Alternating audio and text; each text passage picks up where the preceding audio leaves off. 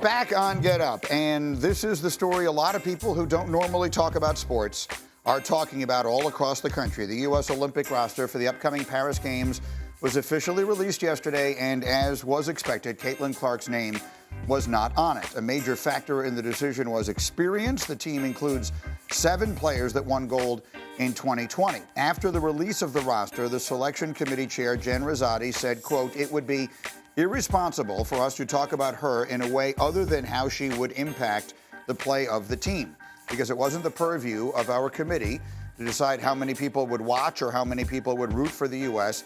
It was our purview to create the best team we could for Coach Cheryl Reeve." That was the explanation that was offered yesterday. This, of course, as I mentioned, this is being debated and talked about in so many different places where they don't really know the dynamics of basketball at all, much less women's basketball.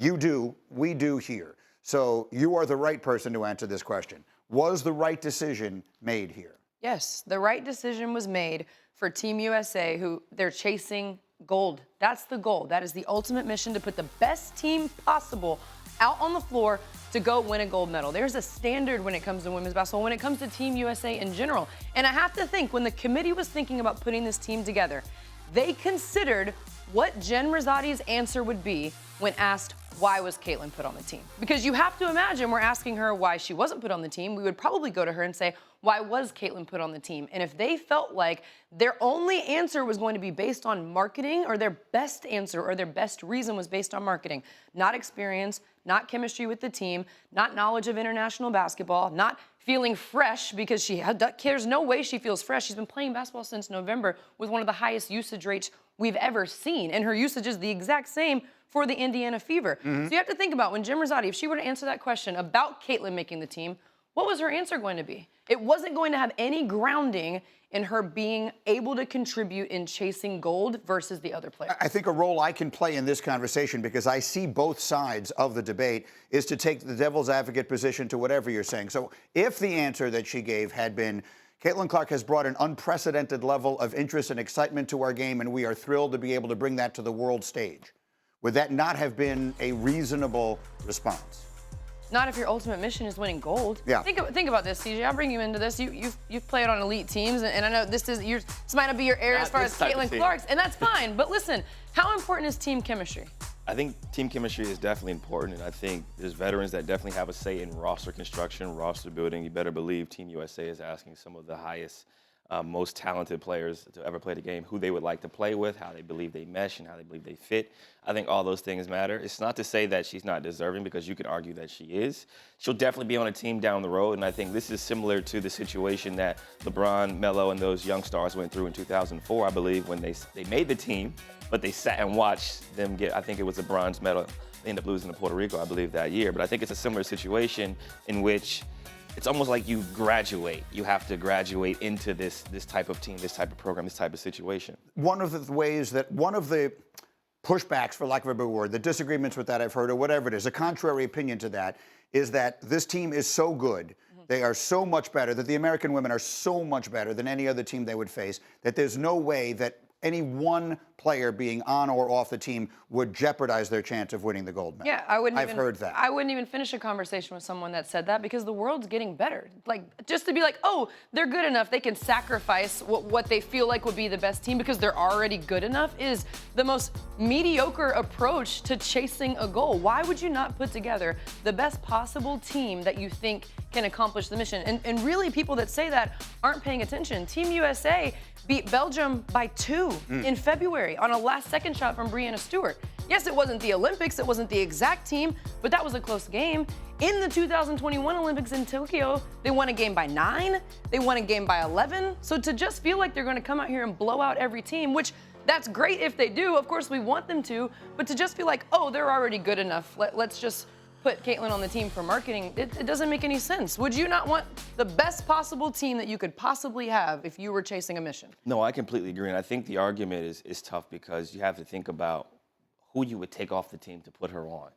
I think that's the tough spot. Who leaves the roster to allow her to join, or are you adding a spot? And another thing that you have to take into consideration, because you have to factor in everything. If someone goes down, if someone gets sick, Caitlin would be responsible for a heavy load of minutes. She could possibly be responsible for more minutes than we're even anticipating. And would she not be, is she not capable of that?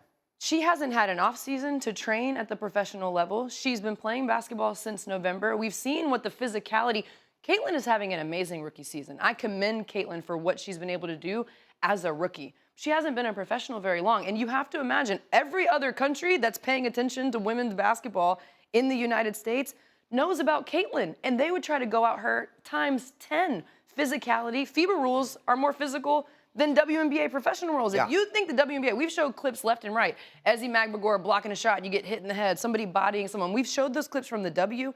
It's tenfold in international basketball. The physicality is a completely different level. All right, let's not ignore the elephant in the room. All right, the reality is there are people out there, whether they are right or wrong, whether they have their own agenda or not, who are suggesting that that this feeds into a narrative that exists. And sometimes in the world in which we live, narratives become reality, even if they aren't based in reality. That she is being excluded for other reasons, that any of the million of reasons that if you just click on Twitter for 2 seconds, you will see people throwing out there. Yeah. What is the reality there? What is the right response to people who would say she's being excluded because there is some agenda right now against her? No, Caitlin is being excluded because she hasn't participated in any camps the way other rookies that were included on Team USA for the women's basketball side participated in a camp. Other rookies had USA experience. People want to bring up Breanna Stewart. Breanna Stewart won 6 gold medals with Team USA before she was on the Olympic roster as a rookie. Caitlin's won 3. Breanna Stewart's won twice as many before she was a rookie on that team. Experience matters.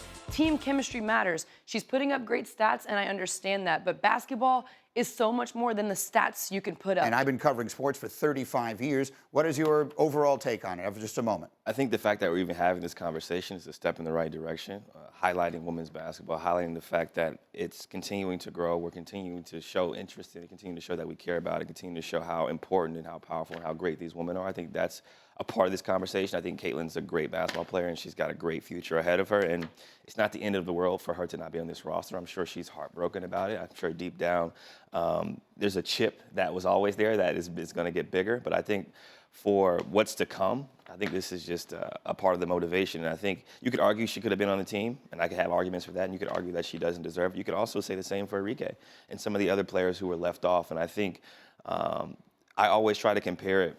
In sports is obviously different than women's sports, but when Bron and those guys literally made the team inside the bench, and they were clearly deserving of playing on a team that fell short of gold.